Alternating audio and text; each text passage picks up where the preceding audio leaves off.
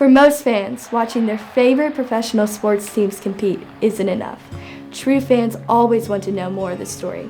They want to connect to their favorite players, tune in from home even when their team is playing on the road, and sometimes even have an impact on the story themselves. Our media team recently had the opportunity to have a conversation with Paris Lawson, a basketball fan who has turned her passion for storytelling into a career as a broadcast and digital reporter for the Oklahoma City Thunder. Through the last third is down on the field patrolling the sideline. It's our Paris Lawson. And I was able to catch up with head coach Gary Smith to talk about how his team is able to adapt under the circumstances. Hey, Coach Paris, I've just been in awe of your accomplishments, and I just wanted to ask you a few questions to see how you got to where you are now. Has your knowledge from playing basketball over many years helped you at all? 1,000,000%. And for more than one reason. Basketball is my favorite thing. 100%. And then I also like storytelling. And so if I can talk about basketball through a podcast, if I could talk about basketball through broadcasting or writing or,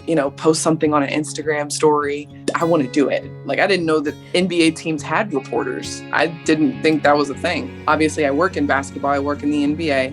So a lot of what I do is about understanding the game, breaking down the game, analyzing the game, knowing where somebody should be on defense, or, if somebody's not running in transition, that's a bad thing. Like, knowing those little inside little things about basketball is big, but also the idea of camaraderie and perseverance and knowing when to stick to something. And me and you, we played basketball. We love being a part of teams. And so if I can be a part of a team and do what I want to do, that's a win. Can you tell me about your favorite memory you've had from getting your job? Part of my job is I go with the team when they travel to other cities. So one city that I'd never been to before was New York. I went there, went to Times Square for the very first time, saw all the bright lights. And we were up there because we were telling a really cool story about some firefighters from New York who came down to Oklahoma City to help out during Oklahoma City bombing, which was back in the late 90s. What is your day-to-day routine? Like, what do you tend to do on a normal basis? So no 2 days in my job are the same because I'm technically a broadcast and digital reporter. So that means on any given day,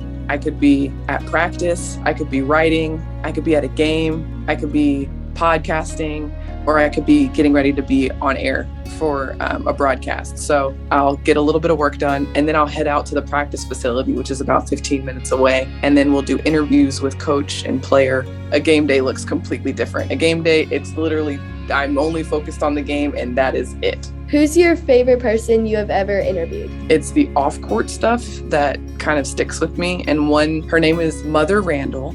And she is 107 years old, and she survived the Tulsa Race Massacre, which happened in 1921. I got to talk to her. She told me her story. I felt like I was witnessing history. I felt like I was a part of history. That was probably the coolest interview I think I've ever done. That's like a God moment right there.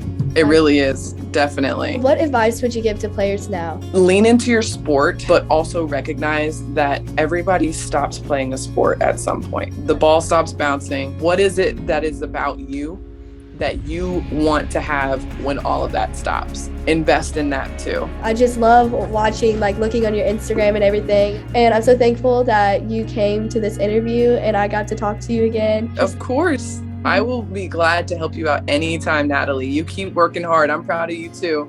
Oh, thank you so much. Yes.